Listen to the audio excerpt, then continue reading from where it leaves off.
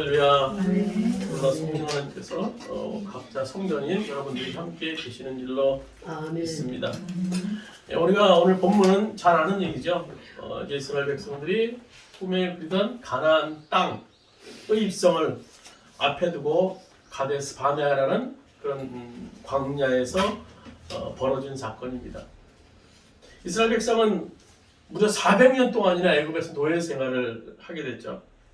그 노예 생활이 너무나 힘들어서 하나님 앞에 간절히 기도를 드렸더니 정말 하나님께서 그들 가운데 모세라는 지도자를 세우십니다. 그래서 그 모세를 통해서 정말 하나님의 능력과 기적, 도저히 불가능할 것 같았던 그런 애굽에서 해방을 시켜주십니다.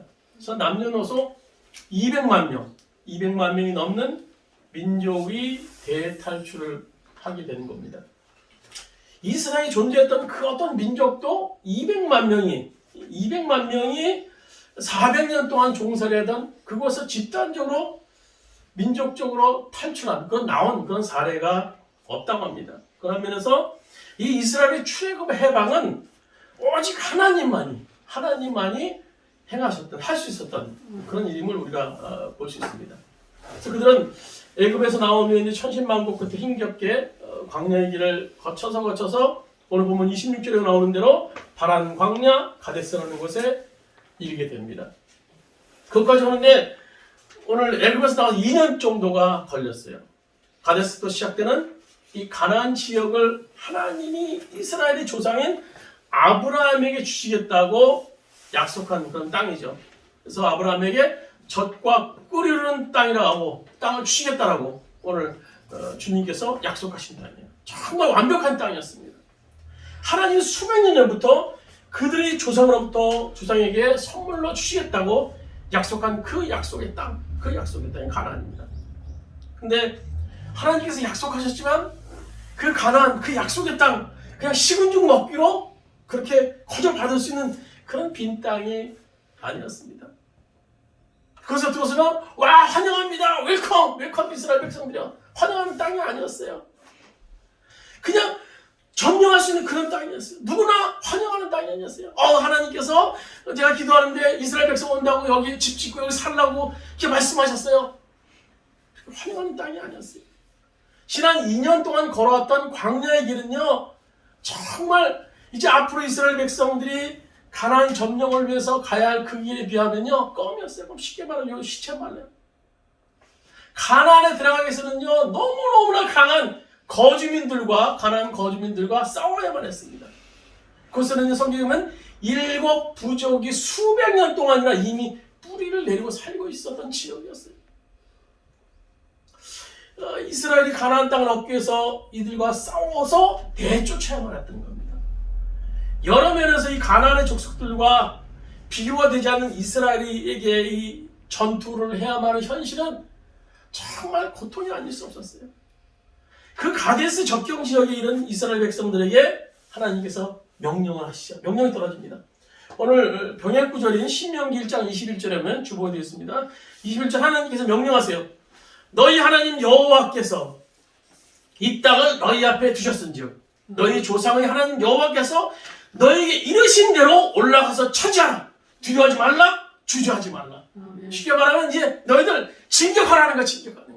가데스 바네아에서 가나안 땅을 앞두고 그들이 정말 그 부족들, 그 거주민들을 보면서 힘들어하겠지만 하나님께서 이제 진격하라. 두려워하지 말라. 나가라 싸워라. 그러면 내가 이 땅을 너희에게 주겠다라고 말씀하신 거예요.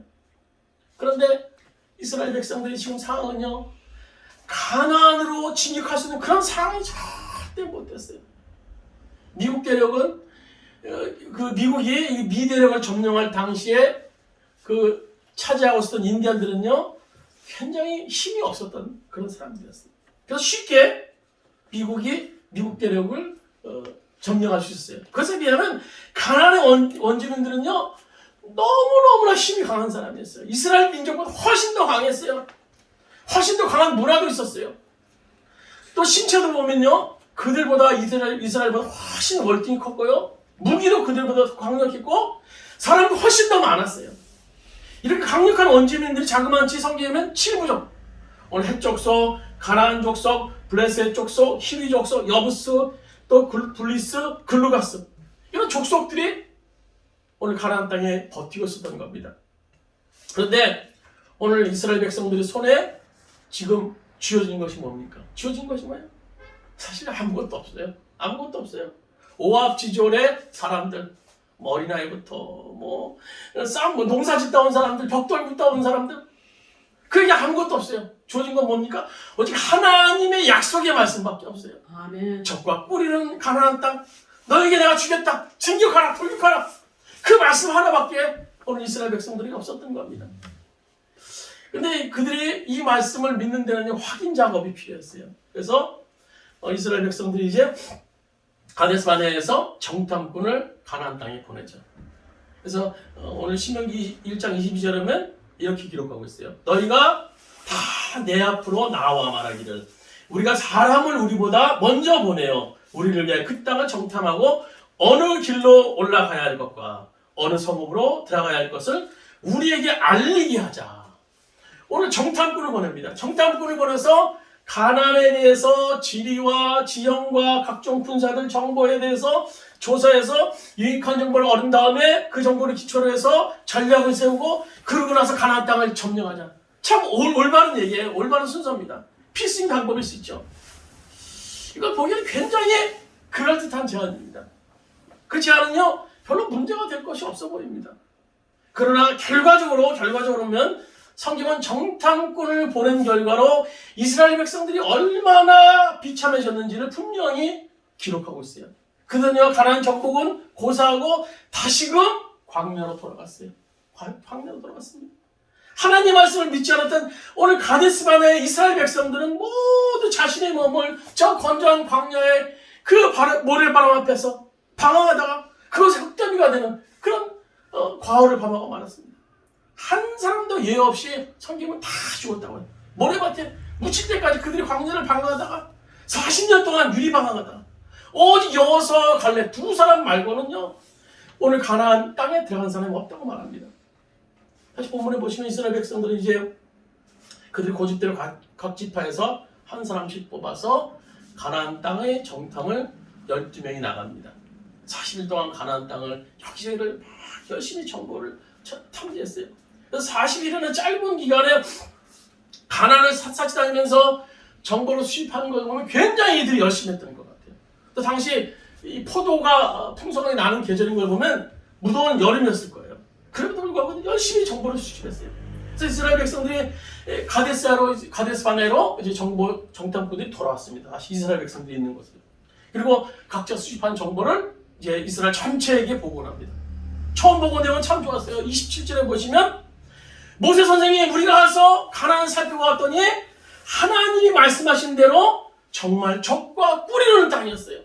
그 땅은 너무너무나 비옥한 땅이었습니다. 가축과 고루 갖춘 너무너무나 이상적인 땅이었어요. 좋은 땅이었어요.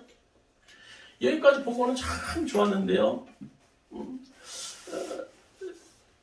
다음을 할 데 없었습니다. 더군다나 그들이 보면 에스겔 골짜기에서 포도송이를 가져왔죠. 근데 포도송이가 얼마나 컸는지 장정 둘이 어깨에 매가지고 나올 정도, 운반해야 될 정도로 크게 포도송이가 컸어요.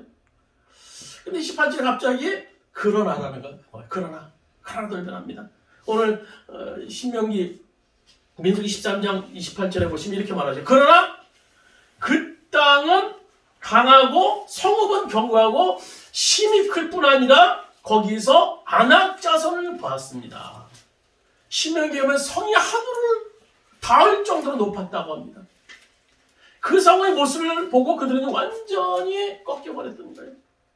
그들은 공포에 찬 얼굴로 보고하기 시작합니다. 거기서는요 보니까 부족들을 살펴봤는데 정말 대단했습니다.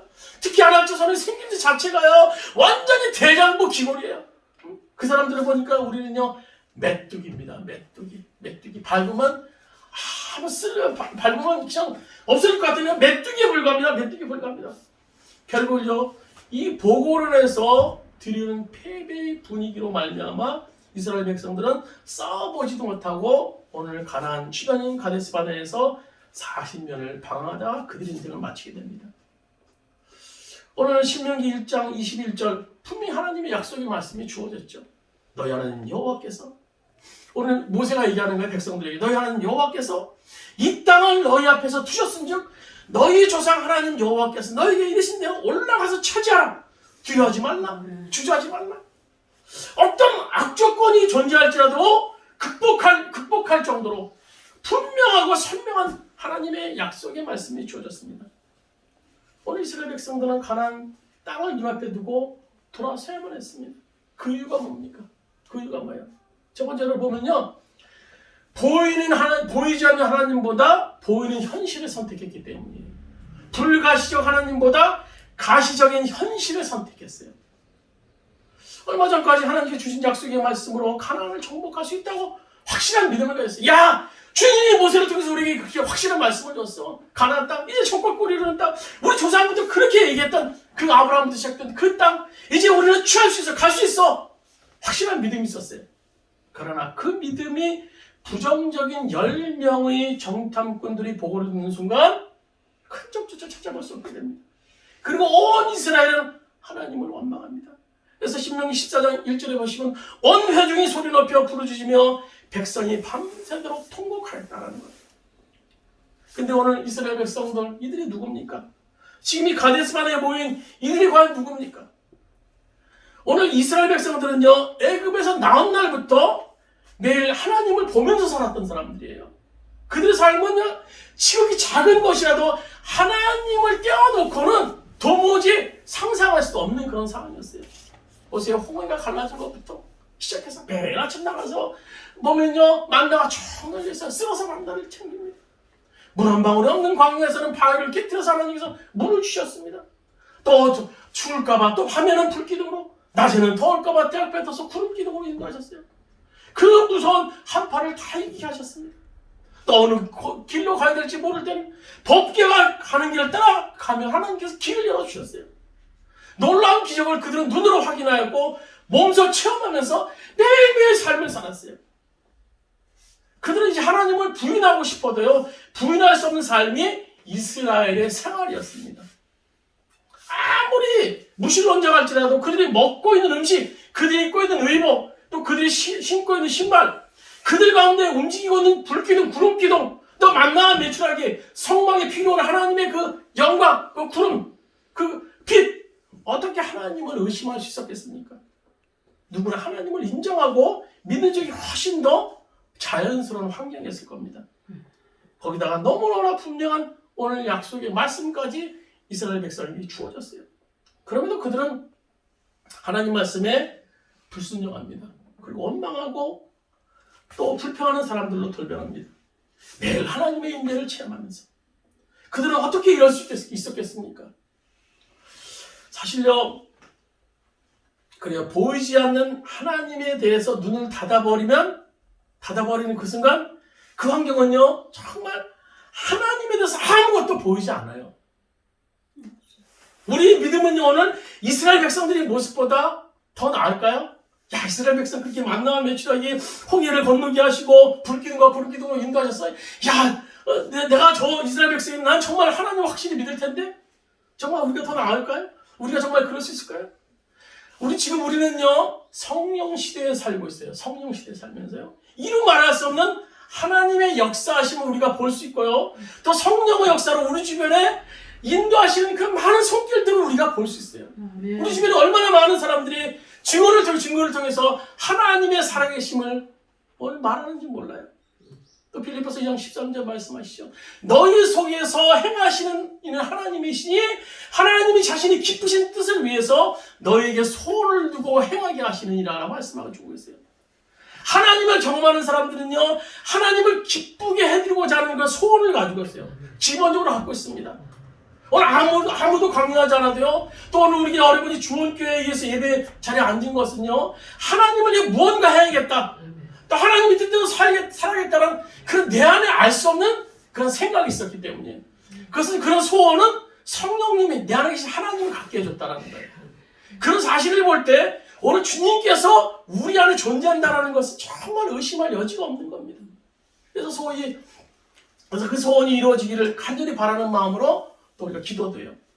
이런 마음을 갖게 되는 것 자체가 전적인 성령님의 역사 때문에 가능했던 겁니다. 아멘. 그리고 우리가 눈을 열어서 성경의 말씀을 믿는다면요, 우리 삶은 오늘 이스라엘 백성들보다 더 구체적이고 더 선명하게 하나님께서 인도하신다는 사실을 우리가 경험할 수 있어요. 아멘. 우리 삶은 온통 하나님입니다. 온통 하나님이에요. 그런데 만약 우리가 오늘 이런 하나님의 역사에 대해서 눈을 딱 닫아버린다면, 만약 그런다면 어떻게 되겠습니까?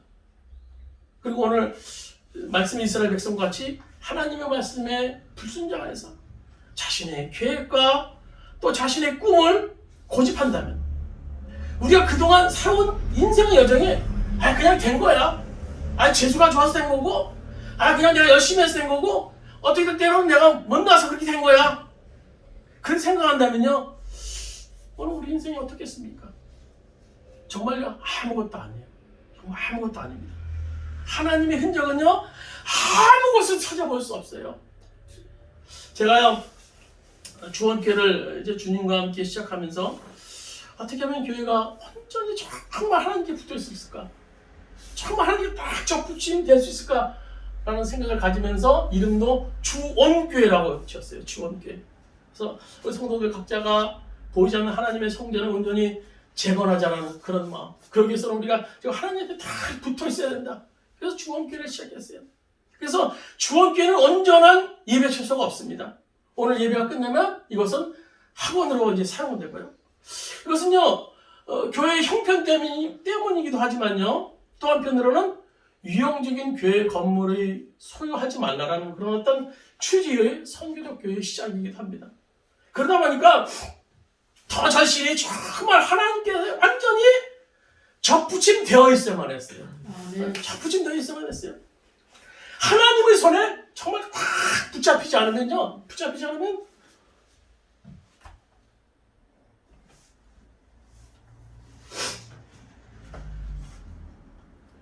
우리 주영교회는 아무것도 안 했더라고요. 그래서 이 손을 놓치기 위해서 정말 주님만을 바라보면서 하루하루 삶을 살았어요. 솔직히 말이 좋아서 주님만을 바라본다는 것이 얼마나 많은 몸부림이 있는지 모르겠어요.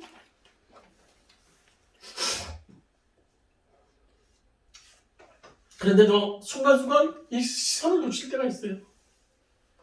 그럴 때마다 내가 이게 뭐 하는 건가? 그럼 우리 주원교회는요, 아무것도 아닙니다. 이건 아무것도 남는 게 없어요. 그 시선을 놓치면, 그 하나님을 향하는 그 시선을 붙잡지 못하면요, 아무것도 아니더라고요. 내가 하고 있는 것은 아무 의미가 없더라고요. 오늘요, 우리들의 삶도 그렇습니다. 삶 속에서 주님을 향한 그 시선을 우리가 놓치면요, 우리들의 시선은 정말 아무것도 아니에요. 정말 아무것도 아니에요. 남는 게 뭐가 있습니까? 아무것도 아니에요. 오늘 이스라엘 백성들이 그들의 삶의 기초, 그리고 그들의 삶의 모든 것, 여호와 하나님부터 말담았습니다. 그러나 오늘 그들이 10명의 정탐꾼의 부정적인 보고를 듣는 순간 냉혹한 현실 앞에 섭니다. 그리고 하나님을 향하던 그 시선을 놓치고 말아요. 세상 앞에서는 그들의 믿음은 아무런 역할도 하지 못했습니다. 오늘 히브리서 12장 2절은 말합니다. 믿음의 주요 또 온전케 하시는 이인 예수님을 바라보자. 아멘. 세 번역은 이렇게 말합니다. 믿음의 장시자 되시며 또 믿음의 완성자이신 예수님을 바라보자는 거예요. 아멘. 우리가 온전한 믿음 가운데 서려면 24시간 딱 예수님을 바라보겠다는 그런 결단이 우리들 가운데 있어야 돼요. 아멘. 24시간 예수님을 바라본다는 것은 뭡니까? 하루 종일 우리 안에서 계신 예수님을 생각하면서 동요하는 삶을 사는 것을 의미하는 거예요. 아침에 일어날 때도 내 주님의 이름을 부르면서 시작하는 겁니다. 아멘. 또 다른 사람을 만날 때도, 또 뭘 먹을 때도, 일을 하면서도, 잠을 자기 전에도 주님을 생각하는 거예요. 아멘. 어떤 분은 이런 말씀 하시더라고요. 목사님, 이게 가능해요? 어떻게 그게 가능합니까? 어떻게 맨날 주님을 어떻게 24시간 생각해요? 우리가 결국 감기 한번 걸려보세요. 온종일 감기 생각에. 어떻게 하면 내가 감기가 날 수 있을까? 요즘 같은 때 어떻게 하면 내가 좀 기침하지 않을까? 어떻게 좀 목이 아프지 않을까? 어떻게 하면 빨리 내가 감기를 치료받을 수 있을까? 또 혹시 암이라도 걸리면 어떻습니까? 우리 삶은 온통 암에 대한 생각이에요. 그래서 암을 이기기 위해서 모든 걸 다 투자해서 사용해서 또 산속으로 들어갑니다. 또 좋다는 건 다 먹습니다. 또 암에 대해서 공부도 합니다. 박사가 돼요. 오늘 성결교단의 부흥 강사였던 이성봉 목사님은요, 늘 왼손을 이렇게 쥐고 다녔다고 해요. 그래서 어떤 사람이, 목사님, 이렇게 왜 맨날 왼손을 쥐고 다니세요? 그 목사님이 이렇게 대답하셨다고 해요. 주님의 손을 잡고 가는 거예요. 아멘. 주님의 손을 잡고 가는 거예요. 오늘 이 본문의 이스라엘 백성들이 가나안 앞에서 주저앉은 첫 번째 이유는요, 불가시적인 하나님보다 가시적인 세상을 선택했기 때문입니다. 두 번째는요, 하나님의 말씀의 순종을 너무나 가볍게 생각했어요. 오늘 본문 이스라엘 백성들은요, 10명의 정탐꾼들을 포함해서 굉장히 현명한 사람이에요. 굉장히 합리적이고요, 상황 판단을 잘하는 사람이에요. 그렇지 않겠습니까? 그냥 막 여호수아 갈렙처럼 막 가자! 그래서 간 사람이 아니에요. 오늘 정확히 상황 판단을 했어요. 그래서 그들은요, 가나안 땅의 정탐을 앞두고 그것에 대한 정보를 갖기 위해서 정탐꾼을 보냈던 겁니다. 그래서 그들이 탐지한 땅에 대해서 아주 정확하게 보고왔고요, 정확하게 또 보고를 오늘 모세와 백성들에게 보고합니다. 가나안 땅은 기름진 땅입니다. 그러나 그들의 성벽은 높고 그들의 기골은 장대하고 힘이 셉니다. 거기에 비하면 우리는 메뚜기입니다. 너무너무 정확한 상황 판단이었을 거예요. 오히려 여호수아 갈렙의 오늘 가나안 땅에 대한 그런 탐지가 틀렸을 거예요. 잘못됐을 거예요. 비성적입니다. 비합리적입니다. 우리가 취합시다. 올라갑시다. 그렇다면 오늘 이스라엘 백성들은 뭘 잘못해서 하나님 앞에 이렇게 오늘 저주를 받았겠습니까? 왜 그들은 전부 광야에서 생을 마감하였고 오늘 10명의 정탐꾼들은 그 자리에서 바로 죽어야만 했습니까? 그 영성 실학자 가운데 존 비비가 쓴 그 순종이라는 책이 있어요. 그 보면 그 순종에 대해서 이런 얘기가 있습니다. 제가 한번 읽어드릴게요. 죄를 정의할 때 아담의 상황을 생각해야 한다. 인류의 혈관에 아담의 범죄의 본질이 흐르고 있기 때문이다. 아담이 도대체 무슨 일을 했기에 인류를 그렇게 파멸에 몰아넣었는가? 아담은 하나님 말씀에 순종하지 않았다. 이런 말씀하시면서 자기 자신의 그 어렸을 때의 추억을 이렇게 얘기하고 있어요. 내가 7살 때 누나가 암 진단을 받았는데 그 당시 내 생각에 병은 그런 거였다. 누나는 병원에 자주 다녔고 두어 주 입원하게 됐다. 엄마는 누나가 많이 아프단다 하셨지만 누나는 열도 없었고 기침도 재채기도 나지 않았다. 나는 부모님과 누나가 왜 그렇게 걱정하는지 이해를 못했다. 나는 누나가 그저 피곤한 줄 알았다. 누나의 병이 얼마나 심각한지 몰랐다. 내가 알고 경험한 것을 기준으로 생각했기 때문이다. 초등학교 1학년 어느 날 집에서 연락이 와서 조퇴하고 집에 왔다. 거실에 부모님 곁에 목사님이 있는 것을 보고 나서야 사태의 심각성을 깨달았다. 그전까지 사태를 전혀 파악하지 못했다. 병에 대한 내 정의가 제한되어 있었기 때문이다. 나는 이것저것 자세히 물어봤다. 이렇게 병의 진정한 의미를 알았기 때문에 이제는 예전과 같은 시각으로 병을 판단하지 않는다. 교회에도 그런 사람이 많다. 죄가 무엇인지 모를 때가 많다. 성경은 죄는 불법이다라고 선포한다. 즉 불법은 하나님의 법이나 권위에 복종하지 않는다는 뜻이다. 바인의 사전에 보면 죄의 본질은 하나님의 법이나 뜻을 거부하고 그 자리에 자기의 뜻을 놓는 것으로 규정한다. 그러면서 그가 누가복음 14장 16절의 큰 잔치 비유에 대해서 말합니다. 어떤 사람이 큰 잔치를 배설하고 많은 사람을 초청했어요. 그러나 청함을 받은 사람은 많으나 잔치에 참석한 사람들이 별로 없었어요. 그리고 그들은 이제 날짜가 됐을 때 그 종에게 각기 정중하게 핑계를 댑니다. 저는 밭을 샀습니다. 그래서 불갑을 참석하지 못하게 됐습니다. 참 죄송합니다. 땅을 사는 거 죄 아니에요. 죄 아니에요. 땅 살 수도 있습니다. 하지만 소유에 대한 관심이 하나님의 말씀에 대한 즉각적인 순종보다 앞선다면 그것은 죄입니다. 죄. 어떤 사람은요, 소 5개를 샀어요. 그래서 시험하러 가야 됩니다. 죄송합니다. 가지 못하겠습니다. 역시 소나 필요한 것을 사는 것, 또 생계를 위해서 일하는 것, 죄가 아니죠. 그러나 그것보다 하나님 말씀보다 그것이 앞선다면 그것은 죄라는 겁니다. 어떤 사람이 장가를 가기 위해서 또 준비하기 위해서 못 간다고 해요.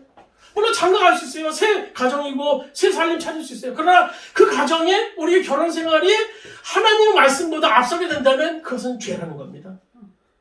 오늘 초청을 거절한 자들을 향한 오늘 예수님의 무서운 말씀이 있습니다. 그것이 뭡니까? 누가복음 14장 24절에는 내가 너에게 말하노니 전에 청하였던 그 사람들은 하나도 내 잔치에 참석하지 못하리라. 그들이 그렇게 잘못한 것이 없는 것 같은데 그저 주인의 말씀에 거절한 것뿐인데 주인이신 예수님께서 아주 경고하셨어요. 누가복음 5장 19절은 말합니다. 한 사람이 순종하지 아니하므로 많은 사람이 죄인 되었다라고 말씀해주고 있습니다.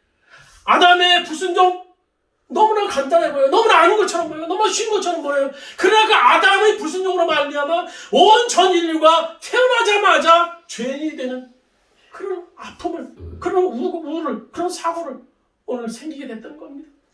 불순종이요, 그것은 진정한 죄이며 가장 큰 죄라는 겁니다.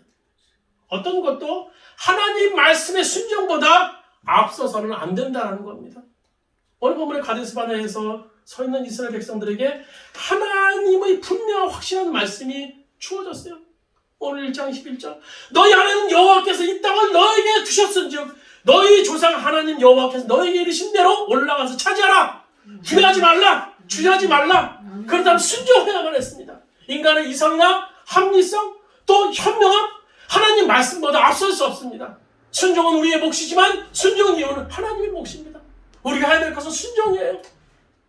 이스라엘 백성들은 그렇게 강력한 하나님의 명령이 있었지만 불순종합니다. 불순종을 택했어요.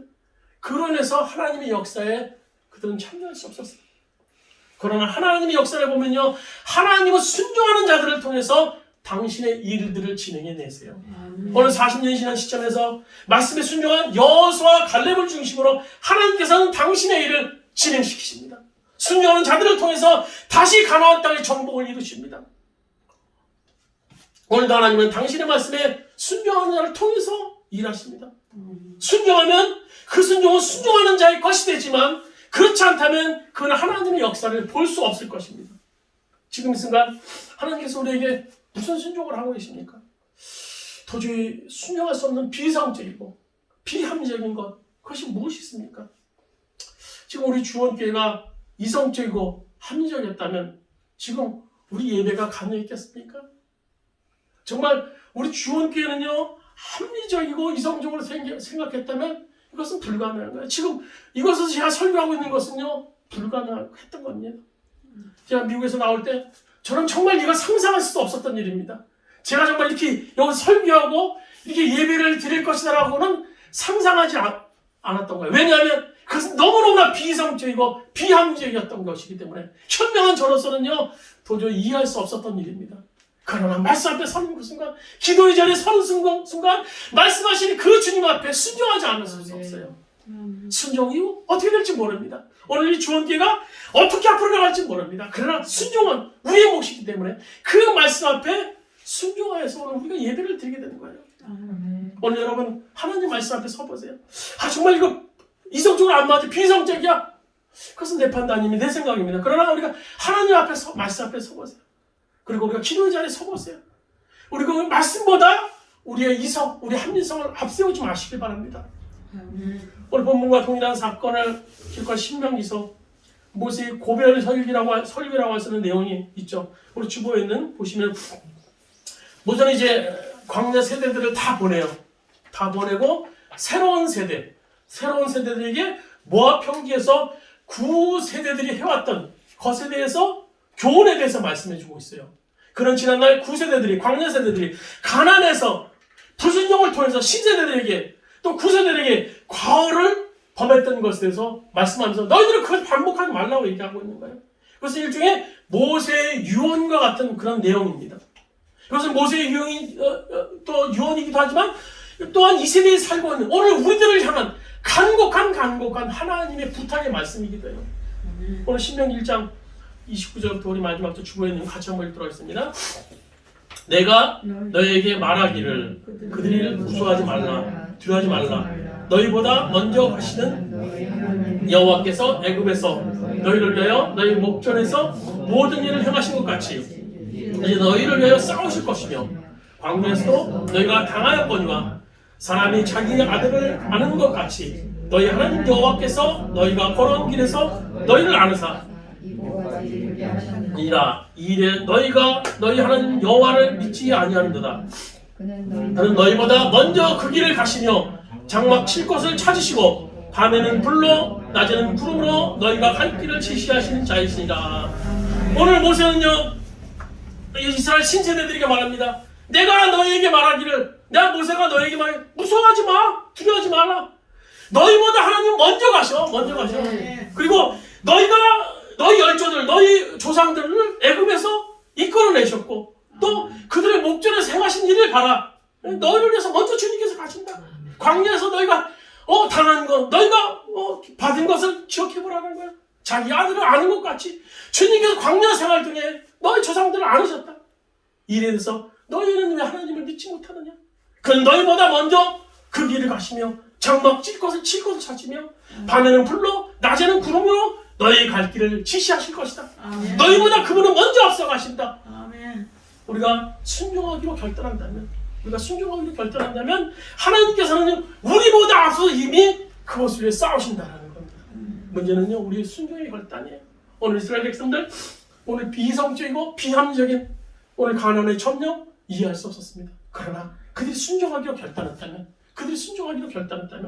오늘 가나안 땅은 하나님께서 역사하셨을 것입니다. 오늘 우리 삶 가운데 마찬가지입니다. 우리가 정말 순종하고 결단하기 어려운 것, 우리가 기도의 자리에 말씀 앞에 서시길 바랍니다. 주님의 음성을 듣길 바랍니다.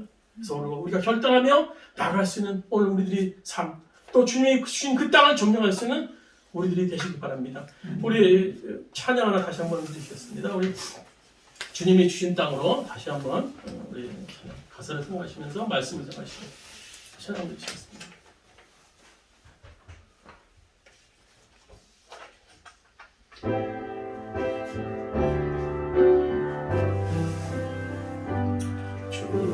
주님이 주신 땅으로 한 걸음씩 나아갈 때에 수많은 적들과 견고한 성이 나를 두렵게 하지만 주님을 신뢰함으로 주님을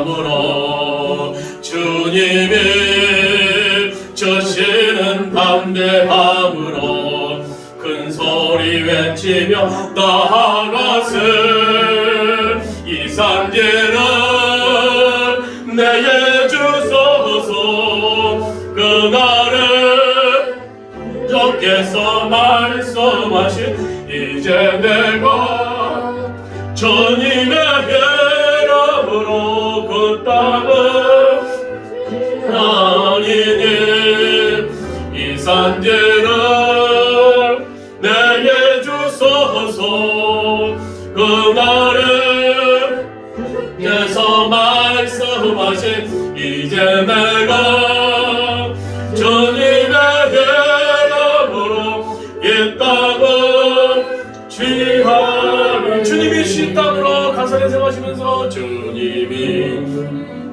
주신 땅으로 한 걸음씩 나아갈 때에 수많은 적들과 견고한 성이 나를 두렵게 하지만 주님을 신뢰함으로 주님을 의지함으로 주님이 주시는 담대함으로 큰 소리 외치며 나아가는 산지를 내게 주소서 이 산지를 내게 주소서 그날에 주께서 말씀하신 이제 내가 주님의 이름으로 그 땅을 취하리니 이 산지를 내게 주소서. 그날에 주께서 말씀하신 이제 내가 주님의 이름으로 그 땅을 취하리니. 우리가 주여 문을 취합시면서 통으로 말씀을 읽으시면서 기도드리겠습니다. 주여 아버지 하나님의 앞에서 주님을 구합니다. 아버지 주님을 봅니다. 주님을 봅니다. 아버지 동의하시는 분 여전히 우리가 말씀 가운데 함께 하시는 분 우리 가운데 함께 하시는 그 주님을 우리가 경험합니다. 그 주님을 바랍니다. 아버지 언약 말씀하십니다. 아버지 우리들의 눈은 세상을 향하여 있습니다. 세상을 향하여 서 있습니다. 아버지 용서하여 주십시오. 순종의 자리에 서기보다 내 이성과 내 합리성과 내 현명함을 내세우기 바랍니다. 아버지 역사하시는 주님을 봅니다. 물론 주님 말씀에 순종합니다. 이해할 수 없지만 아버지 받아들일 수 없지만 그 말씀 앞에 순종의 자리에 서기를 합니다. 여호와의 주님을 바라보기를 합니다. 우리 역사하시는 그 주님을 바랍니다. 아버지 역사하여 주옵소서. 아버지 인도하여 주옵소서. 여호와의 아버지 주님을 바랍니다. 주님 동행하여 주옵소서. 여호와의 동행하여 주옵소서. 여호와의 동행하여 주옵소서. 그 주님을 선망합니다. 그 주님을 바랍니다. 아버지 역사하시는 그 주님을 바랍니다. 여호와의 넘어지지 않게 해주시고 쓰러지지 않게 해주시고 올라가신 그 주님을 잡고 나갈 수 있는 삶이 있습니다. 아버지 인도하여 주옵소서. 아버지 인도하여 주옵소서. 아버지 인도하여 주옵소서. 여호와의 축복으로 우리 가운데 함께 하시는 그 주님을 바라보기를 합니다. 아버지 잡기가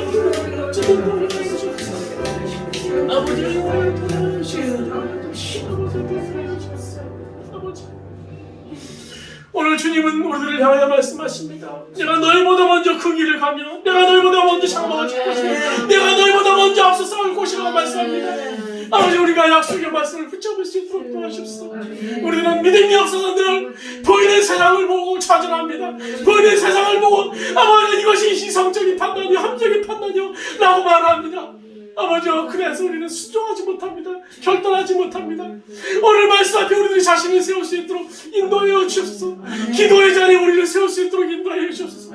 함께 하시는 그 주님을 볼 수 있는 눈을 우리가 완벽하게 허락하여 주셔서 오늘 이 상소에서 함께 하시는 그 주님과 통일하는 삶을 사는 우리 모든 성도들 될 수 있도록 주 인도하여 주시옵소서.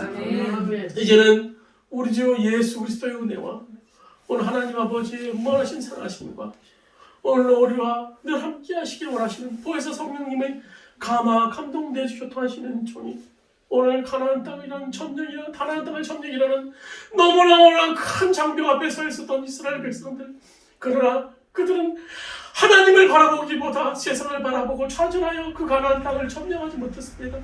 아버지 우리가 그 교훈을 바라며 오늘 안타까웠던 모세의 그 마지막 고백 설교를 우리가 기억하면서 오늘 시대 속에서 우리 하나님 말씀을 분별할 수 있도록 도와주시고 우리가 그 하나님 말씀 앞에 순종하기로 결단하며 늘 주님과 동행하길 원하는 오늘 성도들 머리에 이제부터 오늘까지 함께 하시기를 간절히 축원하옵나이다.